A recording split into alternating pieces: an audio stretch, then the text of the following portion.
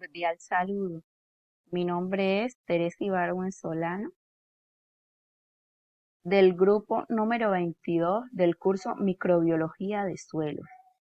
Estaré explicando las preguntas orientadoras de la segunda tarea, identificar la diversidad microbiana del suelo y su relación con la planta. Explique de qué dependen los tipos de actividades microbianas y la velocidad de esas actividades. Las actividades microbianas dependen de la riqueza o de la gran cantidad de especies que hay en un ecosistema.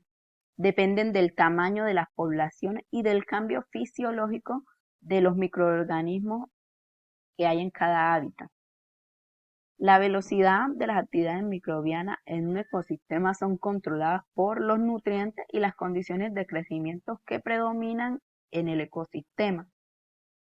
Tres recursos y condiciones que influyen en el crecimiento microbiano en la naturaleza son los nutrientes, la acidez o pH y las condiciones climáticas.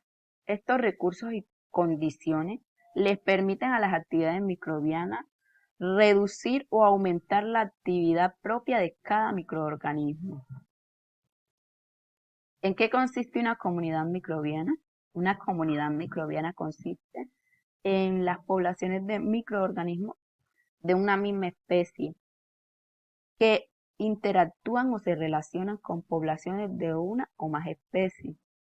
Esta relación las hace más aptas o más capacitadas para crecer con los nutrientes y con las condiciones que se presentan en los hábitats.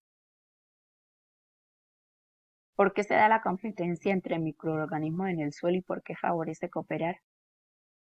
Esta competencia entre microorganismos en el suelo se da por la exigencia o la demanda de nutrientes por dos o más poblaciones que buscan obtener los recursos que existen en el hábitat. Les favorece cooperar porque ellos son los que definen el funcionamiento del ecosistema.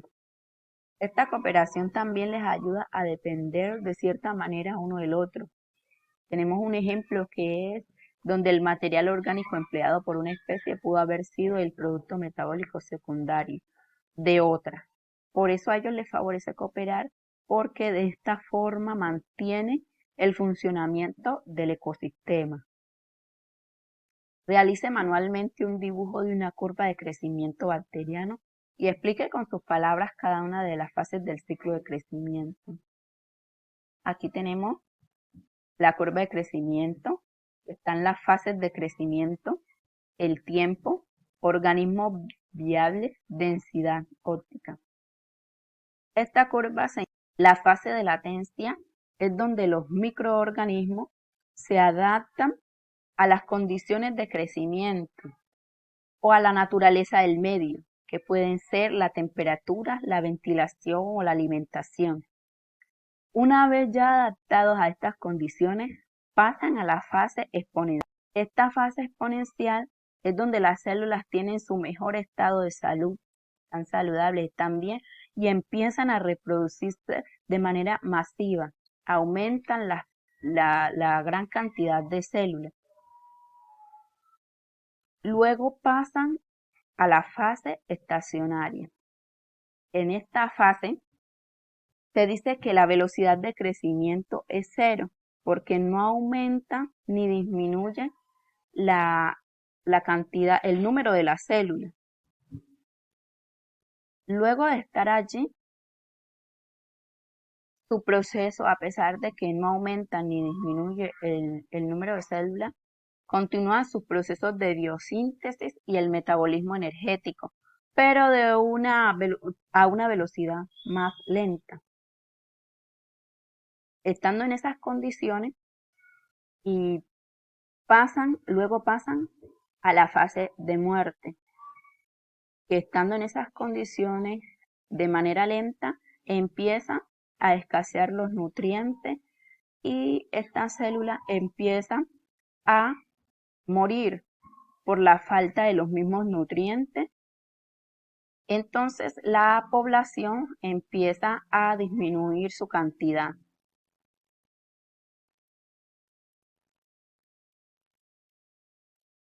Dice, Existen principalmente 4 mecanismos por los cuales los microorganismos pueden beneficiar a las plantas y el impacto del cambio climático sobre el crecimiento de las plantas. Realice un mapa conceptual donde explique estos mecanismos.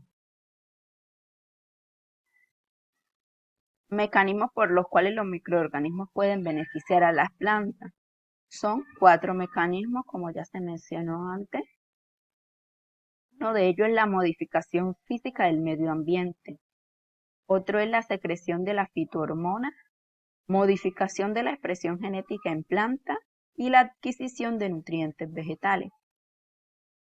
Estos microorganismos también podemos decir que trabajan o operan con enzimas o compuestos. Podemos ver algunas enzimas o compuestos como glomalina EPS, auxinas de rizobio, compuestos orgánicos volátiles o bacterianos, nitrogenasas de rizobia, entre otras enzimas o compuestos que benefician a las plantas. Podemos mencionar unos beneficios. En la modificación física del medio ambiente se menciona que mejoran la estabilidad de la agregación del suelo y aumentan la humedad en la rizósfera. Aumentan la supervivencia de las plantas, la biomasa bajo estrés y la germinación bajo estrés salino. Reducen la absorción y la acumulación de arsénico en los tejidos de las plantas, mejorando el crecimiento de las mismas. En la secreción de hormonas, uno de los beneficios que se obtienen son que promueven la producción de rubiscos y osmólitos de bajo peso molecular para tolerar la sequía y apoyar el crecimiento de raíces adventizas que contrarrestan la sequía. Reduce la pérdida de agua de las plantas en sequía y aumentan el alargamiento de la raíz y las resistencias a patógenos. Regulan las hormonas vegetales obteniendo mayor asimilación de nutrientes en condiciones de estrés por sal y sequía. Aumentan el contenido relativo de agua, potencial hídrico de las hojas y la producción de exudados de raíces en condiciones de sequía. En la modificación de la expresión genética en plantas, sus beneficios son que producen resistencia sistémica inducida contra un patógeno, mejoran la tolerancia de las plantas al déficit de agua, salinidad y la toxicidad de metales. En la adquisición de nutrientes vegetales, mejoran la clorosis por deficiencia de hierro, aumentan la biomasa vegetal y el contenido total de fósforo en suelos ácidos y aumentan la biomasa vegetal y el contenido de nitrógeno en condiciones de salinidad. Muchas gracias.